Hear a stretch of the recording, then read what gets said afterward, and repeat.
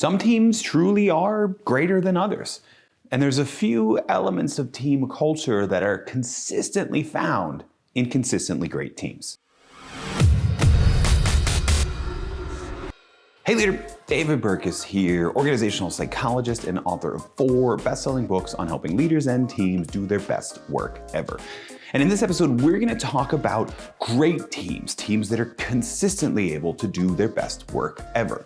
And there's not just a small difference between great teams and middle-of-the-road ones and lackluster teams. A recent meta-analysis, almost a mega meta-analysis, combined research conducted on over 200,000 teams across dozens of industries. The researchers looked at 274 different dimensions of performance. The study itself encompassed almost 500,000 people. And what they found is that when you look at team performance, looking at not only how many teams are mediocre and great, but also the output of those teams, it doesn't follow a normal distribution. It doesn't follow an inverted U with a small percentage of teams that are poorly performing, and then a giant group of teams in the middle, and then a small percentage of people who are great performers, but that great performance is offset by the low performance. It doesn't follow that normal distribution. Instead, it follows a power law where the performance of great teams is sometimes 8, 9, 10 times greater than mediocre and low performers. So there is real power to having a great performing team on your team. And that means it's worth looking at what makes those teams so great. So in this episode, we're gonna talk about 6 building blocks of great teams. So the first building block of a great team is clarity. Teams need to be clear on what's expected of them, what the end looks like, what they can expect from other people, and what those assigned tasks are. Clarity is key to getting anything done, because without clarity, you don't know what to do. But I think it's important here to specify that in great teams, it's not just clarity of performance, it's not just clarity of tasks, it's also clarity of people. So yes, most great teams are marked by people who know exactly how they're going to execute on a plan, and also how other people on their team are going to execute and how all that work fits together. But also clarity about the people, the strengths and weaknesses, the personality differences, the work preferences of the team as well. That level of clarity of both task and of person is what truly makes a team great. The second building block of great teams is communication.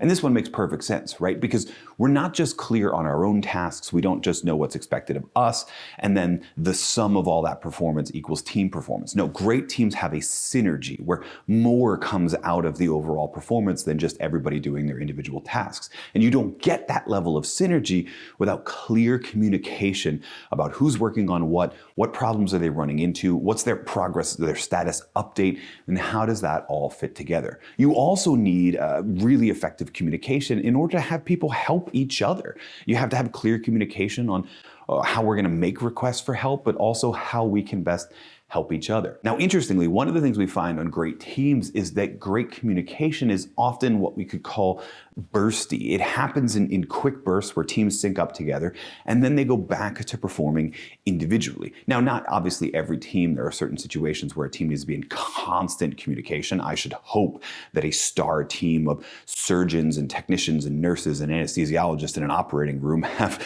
constant communication. But on work teams, the most effective teams communicate in bursts. They come together, they sync up quickly, they go over progress updates, roadblocks, and what to expect next, and then they let people go off and do deep work so they're undistracted. And I think it's worth pointing this out because most of us, our experience of working in teams is endless meetings. And that's not the type of communication we're talking about. We're talking about effective but bursty communication punctuated by stretches of time where people can do the deep focused work that's really going to make progress as a team. The third building block of great teams is diversity.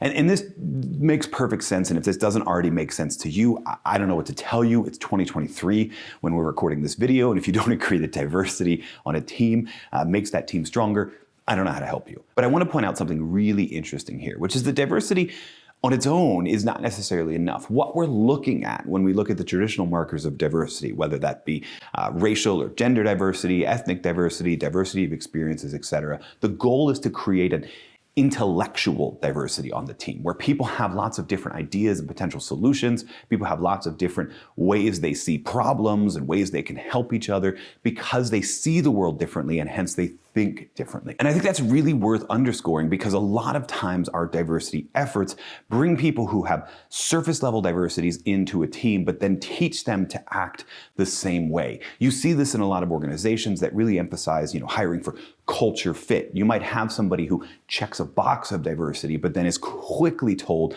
that they need to fall in line thinking alike. That's a waste of that person's diversity of experiences. That's a waste of the diversity on the team. What we're looking for is intellectual diversity, where people recognize that the real reason we're putting people with lots of different perspectives in here is that we need their different ideas to get better, which goes hand in hand with the fourth and fifth building blocks of a great team. The fourth building block of a great team is empathy. Do I understand that other person? We already sort of hinted at this in clarity with clarity of person, but do I truly understand that other person, their strengths and weaknesses, their personalities? Do I have a deep level understanding, almost an emotional intelligence level of understanding about how they like to perform and what they're thinking and what they're feeling when we're working together? Empathy on a team matters because there will be friction. You can't put a diverse team of people together, have lots of diverse different ideas, and then not create friction over those different ideas. But if I have a sense of empathy, if I have a sense of understanding where somebody might take a piece of constructive criticism personally and where they might see it as performance feedback, then I can better attune my comments to be most effective to them. Empathy teaches us how to harness that friction into something that's sort of truly powerful. It only happens when we understand each other at a deep and empathetic level, and that eventually leads to the fifth building block. The fifth building block of great teams is trust. How well does the team trust each other? How well do they trust you as a leader? And how well do they trust that people are going to do what they say they're going to do and deliver on their performance? Trust on a team really comes in two forms. The first is what we might call cognition-based trust. Do I trust that this person actually has the knowledge, skills, and abilities they need? Do I trust they're going to get their work done on time? Or do I not trust them to deliver? But then there's also sort of a person-based trust or an emotion-based trust, where do I trust that person to be vulnerable in front of them? Do I trust them with the crazy ideas that come out of my diversity and my empathy so that as a team, we can really discuss all possible options? Do I trust that I can admit my mistakes and admit my failures and get help from them, or just get negative judgment from them? So there is a task-based trust and a person-based trust, and both of those things matter on a team. Now, interestingly enough, this trust, or what we might call psychological safety, is that real key, the catalyst to turning diversity into performance. So we have diversity, but that flows through, we need a sense of empathy, but we need that sense of trust. And we see this in the research constantly. Diversity without trust is anarchy. Diversity without trust is just people shouting their various different opinions, their various different comments. It's task-focused conflict that quickly diverges down into person-based conflict and teams that are met with strife.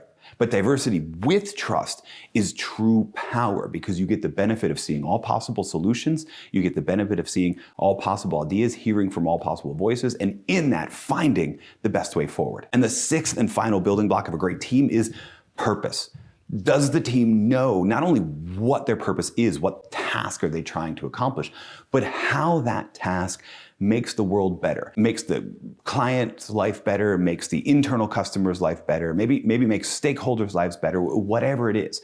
A sense of purpose that is not only here's what done looks like, but here's how the world is better as a result of the work that we're doing.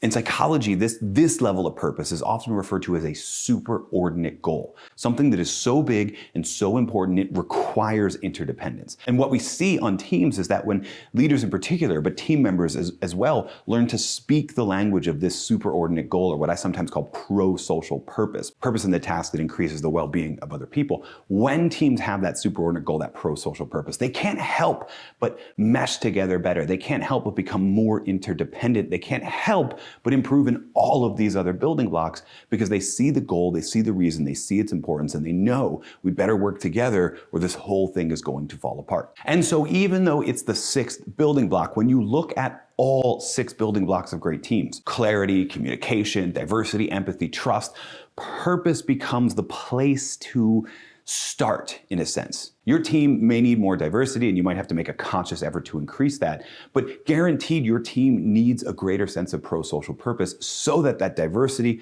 comes with the need to build empathy and trust so that those meetings that establish clarity aren't seen as a waste, but are seen as something truly important. And so that our communication becomes more important because we know why it's so important to work together on this task and not just be siloed. So if you have to start somewhere in these 6, start with that sense of purpose. Start by finding an answer as a team to the question, who benefits from the work that we do? What does done look like for this project as our team? And then how does that bring out that benefit in that specific who group? If you do that, you'll have laid a great foundation to stack these other building blocks on top of. And if you start working on all 6, you will build up your team and you will build up your team's performance until you get to the point where everyone on your team can do their best work ever. Oh, and one more thing. These are building blocks of great teams, sort of attributes of great teams, things that you as a leader need to think about. But if you're worried about how great teams act, what their behaviors look like, you're gonna wanna check out this video here on the secrets to high-performing teams.